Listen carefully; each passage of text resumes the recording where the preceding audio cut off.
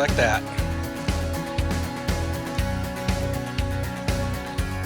Finesse jig.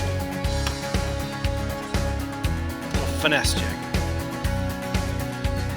you go.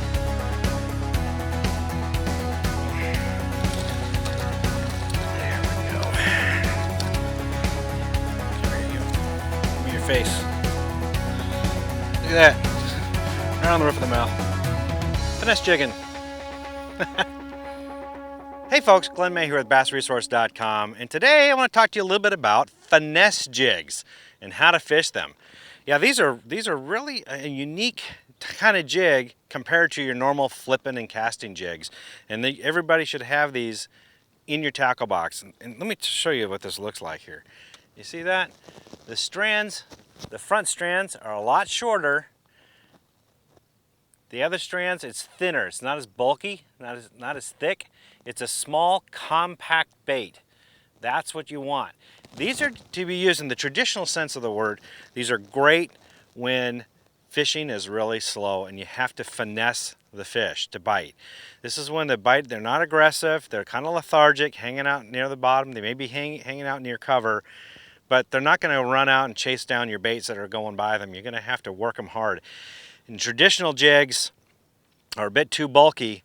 This is a nice compact size. Anywhere you would throw, say, tube baits, darter head jigs. I've been throwing finesse jigs for over 30 years. I have found a variety of different ways to fish them in a variety of different situations. I want to take you through that today. I'm going to really key on two main different ways of doing it. One is the traditional finesse style of fishing that everybody does. I'm going to start off with that, and then I'm going to show you another way to fish it that some people may not have considered, and I think you're going to like it. So let's start off with how to fish it, the traditional fishing, traditional finesse fishing, starting off with rigging. Okay, so with finesse fishing, that conjures up an image of light line fishing with spinning tackle. And you're right, that's what I have here. This is a 7-foot, medium power, fast action rod. It's got a lot of tip to it, a lot of give. You're going to need that because you're fishing light line, and traditionally finesse jigs have a light wire hook.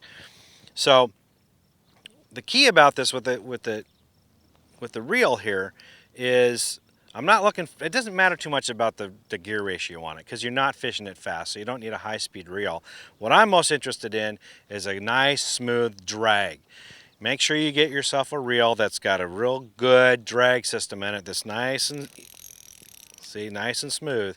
That's what you want when you're fishing these jigs, because when the fish is pulling and fighting on you, you gotta let the rod and the line all work together with the drag so you don't break anything. And guys, don't be afraid to downsize to 6-pound test. You know, I used 10-pound for a long time. I was real nervous about it. I was afraid of breaking off and losing fish. After a few years of doing that, I finally got up the courage to try 8-pound test. Ooh, big step. And I thought for sure I'd be breaking off more fish or having to tie a lot more often because the line just can't handle it. Well, I got enough confidence over the years where none of those issues actually surfaced. I'm telling you guys, 6-pound, 6.2-pound line, once you work yourself up to it, if you can use 6-pound, that's definitely going to make a big difference. Okay, so on it I've got here a Booyah Finance jig. What I like here about this jig head, look at the ball, look at the shape of this. It's a ball head jig. And I'm throwing it in rocks and cover in this particular instance. The ball head jig, it doesn't get hung up in the rocks as much. It doesn't have any protrusions. It doesn't have an odd shape that can wedge itself in the rocks. So that helps reduce hang-ups. The other thing is, look, see that? The line tie's on the top. I'm telling you guys, this is absolutely critical when you're fishing rocks. If you've got the line tie in the front, what happens is if the bait falls down in the rocks, then it's going to wedge itself in there, and when you pull to try to get it out, all you're going to do is you're going to tighten it right up against the rock, and you're not going to get it out. If the line tie is on the top, a lot of times you can get the lure to come out the way it fell into the rocks, just by that line tie, the nature of it being at the top. So that's critical. This is really good for fishing in the rocks. This is good for fishing in light weeds, light cover, that sort of thing. It's not designed here to fish in heavy color, but that's not what we're doing with this finesse style of fishing. So that's the gear. That's the reason why I rig it up the way I do. I've got a trailer on here, just a small craw trailer, which helps add in the fall. It slows it down and gives it a more natural look. That's how I rig it. Now let's go fishing. There we are.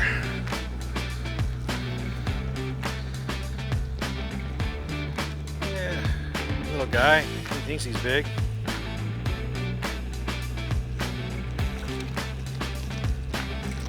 That'll work. Couldn't stand my little finesse jig. See that? Well, roof of the mouth.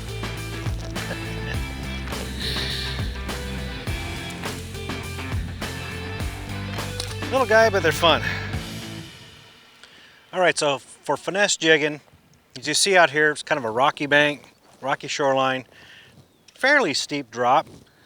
I'm sitting here in about 16, 17 feet of water. It drops off pretty quickly. It's got these big boulders in between everything. Great place to fish. This is a great place. Normally we'd fish, say, a tube jig or a football head jig with a twin tail grub, something like that. This is where the finesse jig really shines. The thing is, when you throw it out here, the first one I'm going to tell you is when you're jigging it back, you lift it up off the bottom, but don't lift it up very far. Because on a steep grade like this, see, it's like this. The lure, you lift it up a little bit, and then it travels out, and then it's got a further way to fall. So it's actually dropping more than the amount you lift it up.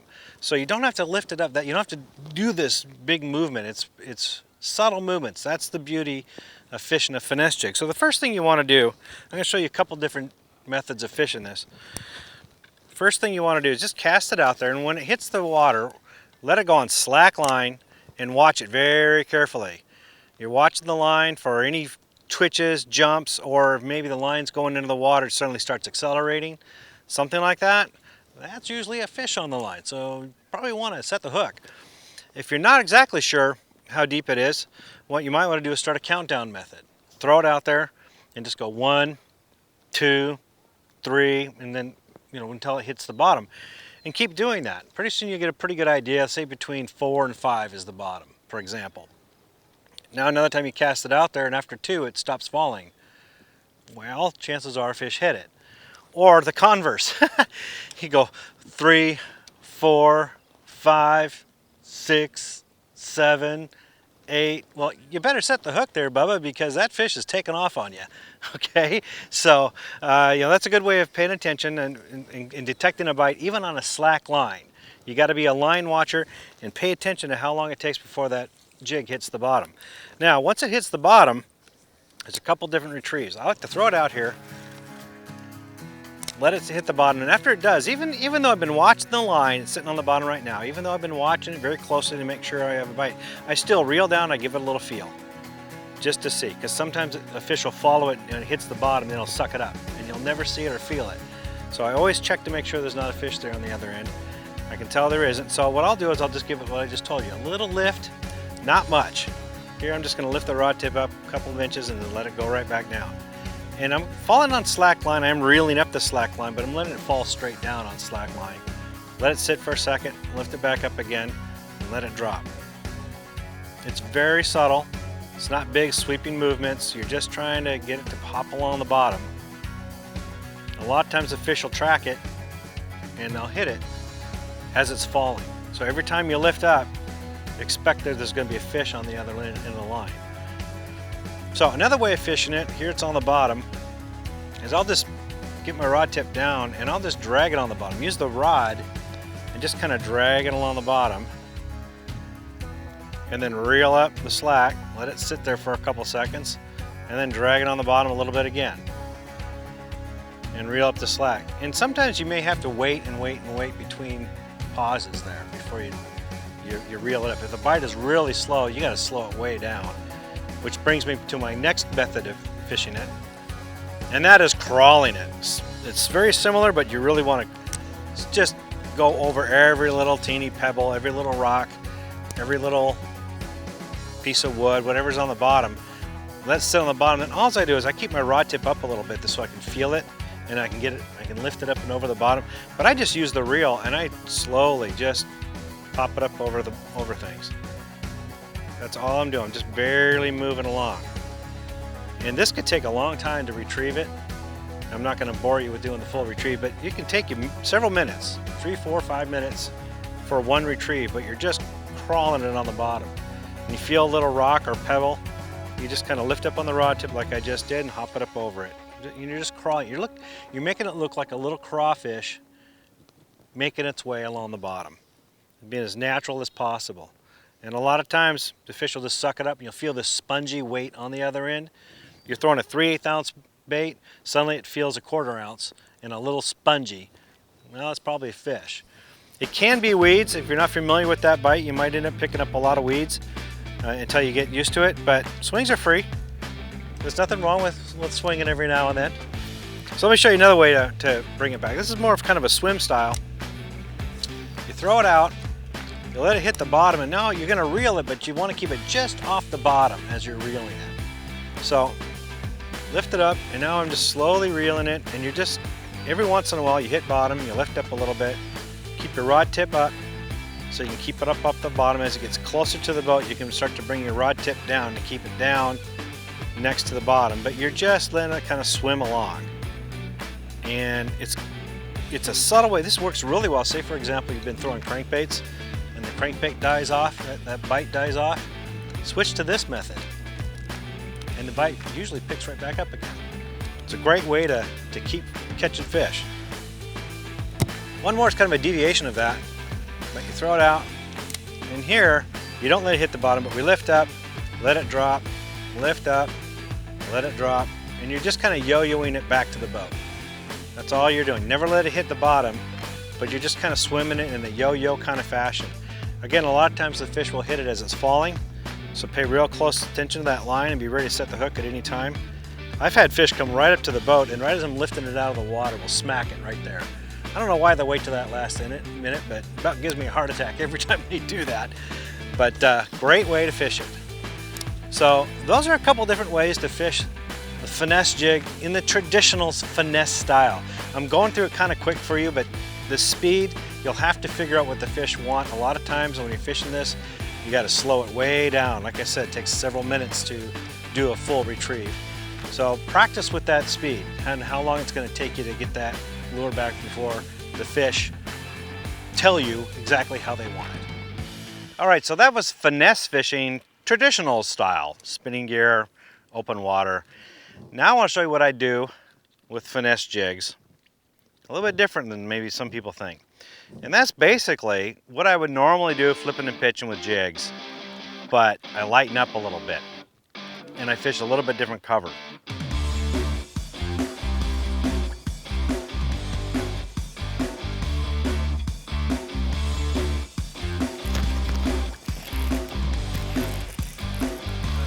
A little bit better.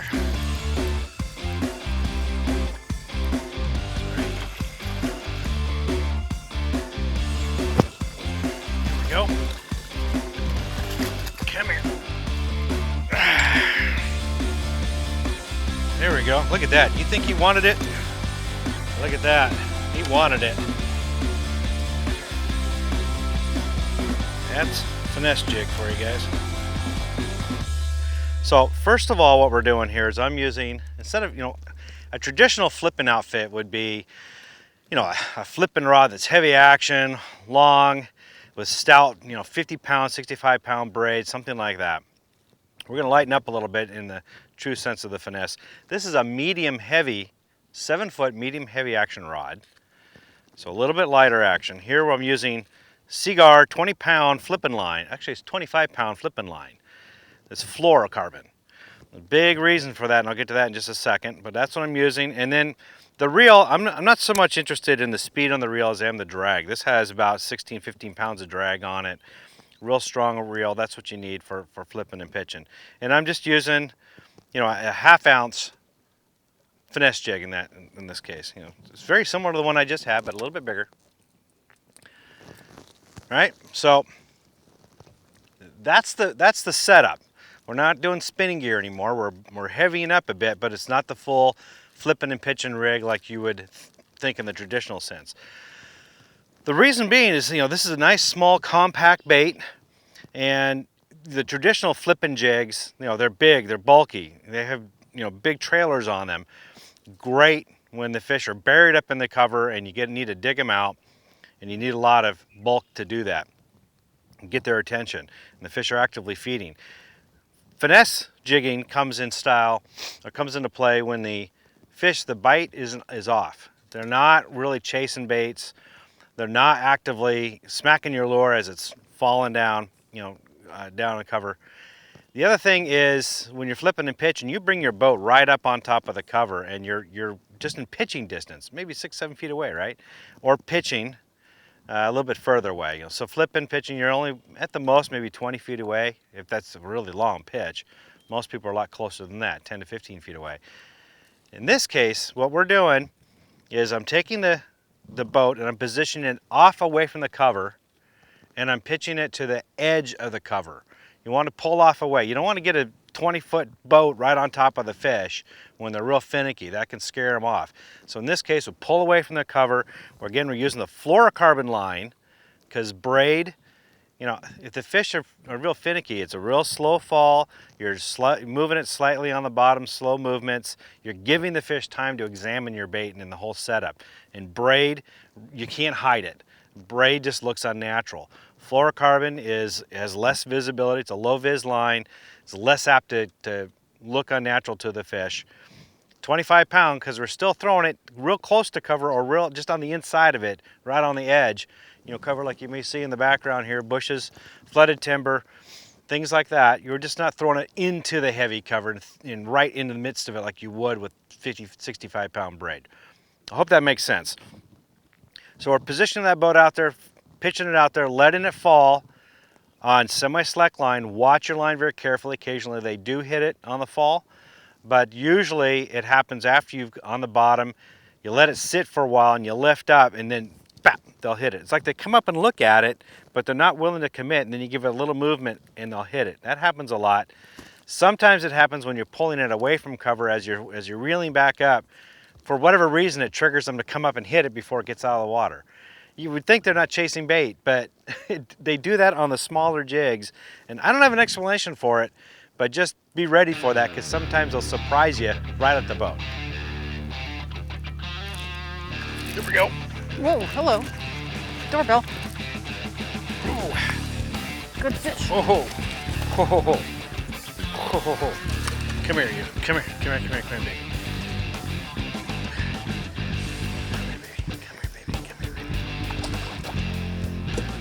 That's a nice fish.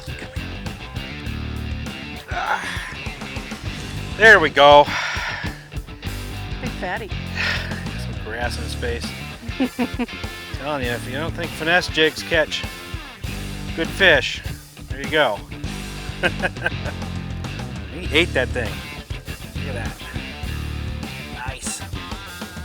The gut on that fish. Good. Been eating. Let you go over this side.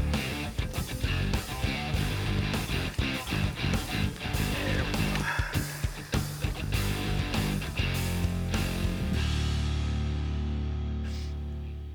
Anyway, that is the different ways to fish a finesse jig. I hope those tips help.